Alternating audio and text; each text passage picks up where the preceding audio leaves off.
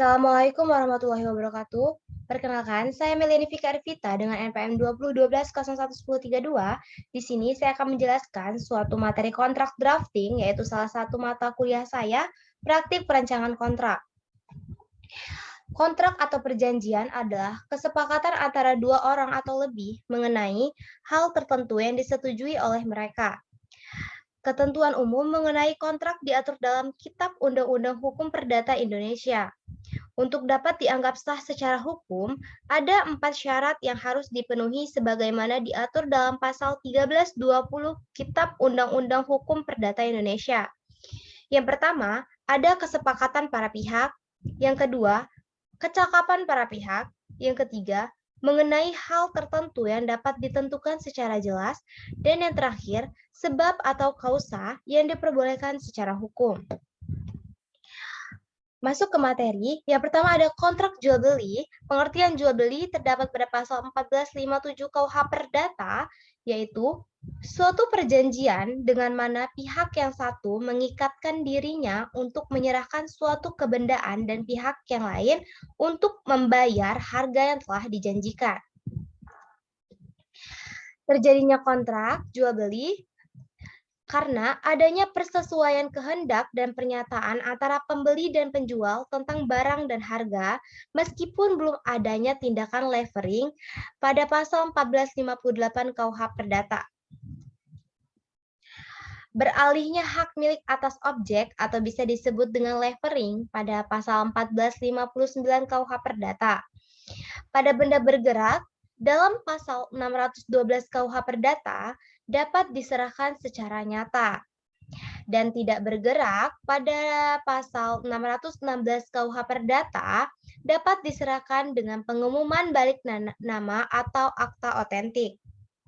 Tidak bertubuh pada pasal 613 dapat diserahkan dengan akta otentik atau di bawah tangan.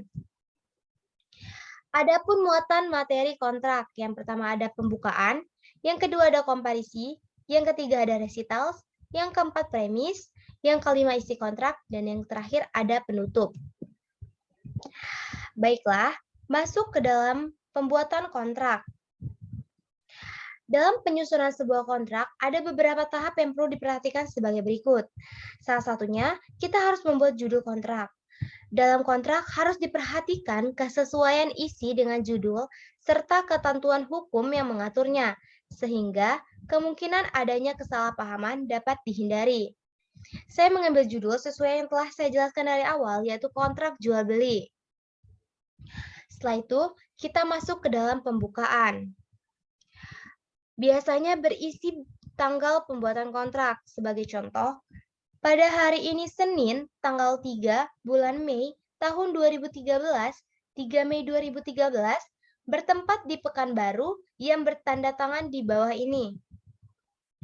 Selanjutnya kita masuk ke komparisi, yaitu pihak-pihak dalam kontrak. Perlu diperhatikan, jika pihak tersebut orang pribadi serta badan hukum, terutama kewenangannya untuk melakukan perbuatan hukum dan bidang kontrak.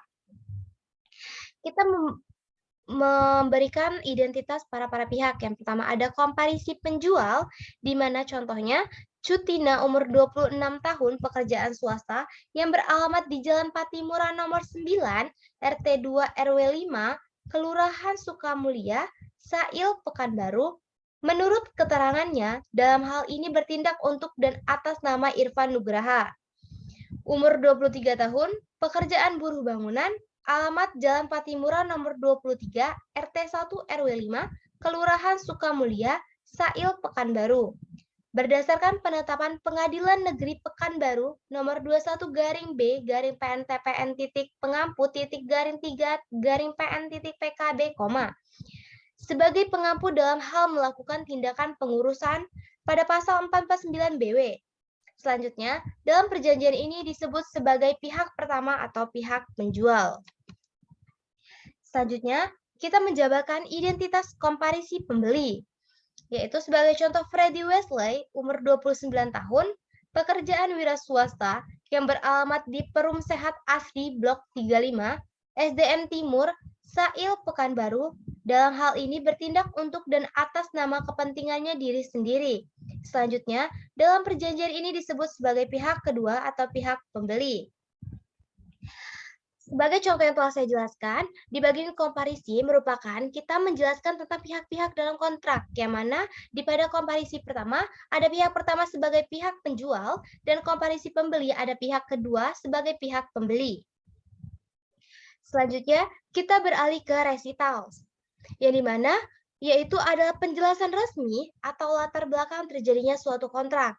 Sebagai contoh, dengan ini menerangkan bahwa pihak pertama adalah pemilik satu unit kendaraan roda 2 merek Honda Vario dengan nomor polisi BM4124NU warna silver black tahun pembuatan 2011 yang berniat dijual kepada pihak kedua. Bahwa pihak kedua dalam keterangannya menyatakan menerima penjualan atas barang milik pihak pertama. Setelah itu ada premis yang mana sama dengan resital, yaitu penjelasan resmi atau latar belakang terjadinya suatu kontrak. Sebagai contoh, atas keterangan tersebut, dengan ini para pihak menyatakan kesepakatan untuk mengadakan perjanjian jual-beli dengan ketentuan dan syarat-syarat sebagai berikut.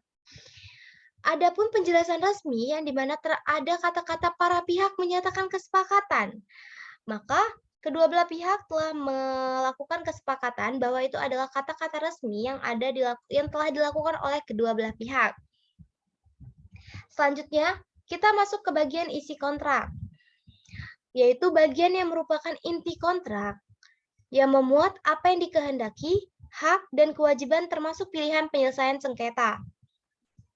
Sebagai contoh, pasal 1 ada objek jual beli, yaitu objek dalam perjanjian ini adalah satu unit kendaraan roda 2 merek Honda Vario dengan nomor polisi BM 4124NU warna silver black tahun pembuatan tahun 2011 dengan nomor rangka 3YZI 160376 dan nomor mesin GD 240877PM atas nama dan dalam STNK dan BPKB Irfan Nugraha.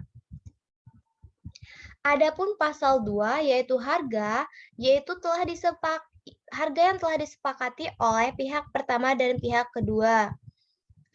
Ada pasal ketiga, cara pembayaran, yaitu juga sama, yaitu adalah kesepakatan yang telah dilakukan oleh pihak pertama dan pihak kedua. Masih banyak lagi isi kontrak yang dapat dijelaskan, tetapi saya hanya menjalankan contoh-contoh sebagai berikut. Setelah itu, masuk ke bagian penutup. Penutup memuat tata cara pengesahan suatu kontrak. Sebagai contoh, demikian perjanjian ini dibuat dan ditandatangani oleh para pihak dan saksi dengan rangkap dua yang masing-masing memiliki salinannya dan memiliki kekuatan hukum yang sama. Dalam penutup, boleh melakukan saling menukar draft kontrak. Proses ini, pertukaran ini, bagian dari proses negosiasi di antara para pihak yang akan buat kontrak. Jika perlu diadakan revisi, jika dirasakan ada yang tidak sesuai, maka draft kontrak tersebut dapat dilakukan perbaikan. Dilakukan penyelesaian akhir. Penyelesaian akhir ini memastikan kembali seluruh klausula sudah disepakati oleh para pihak. Penutup yang ditandai dengan penandatanganan kontrak oleh masing-masing pihak. Dan tidak lupa ditandatangani oleh materai oleh pihak pertama, pihak kedua, dan saksi-saksi yang telah disepakati oleh masing-masing pihak sebelumnya. Materi-materi kontrak jual beli ada pembukaan, komparisi, recitals, premis, isi kontrak, penutup, para pihak dan saksi, tanda tangan, materai. Yang sudah dijelaskan tadi bahwa pembukaan adalah biasanya berisi tanggal pembuatan kontrak. Komparisi adalah pihak-pihak dalam kontrak perlu diperhatikan jika pihak tersebut orang pribadi serta badan hukum. Recital dan premis yaitu penjelasan resmi atau latar belakang terjadinya suatu kontrak. Isi kontrak bagian yang merupakan inti kontrak yang membuat apa yang dikehendaki, hak, dan kewajiban termasuk pilihan penyelesaian sengketa. Penutup memuat tata cara pengesahan suatu kontrak. Dan tidak lupa pula ditandatangani oleh masing-masing pihak dengan materai. Setelah itu, isi kontrak ada beberapa hal selain contoh yang hanya saya berikan sedikit tadi. Yang pertama ada objek jual beli, harga, cara pembayaran, hak dan kewajiban, jangka waktu perjanjian, hak dan kewajiban, levering, biaya-biaya lain, klausula umum perjanjian, dan lain sebagainya. Baiklah, sekian yang dapat saya jelaskan. Terima kasih. Wassalamualaikum warahmatullahi wabarakatuh.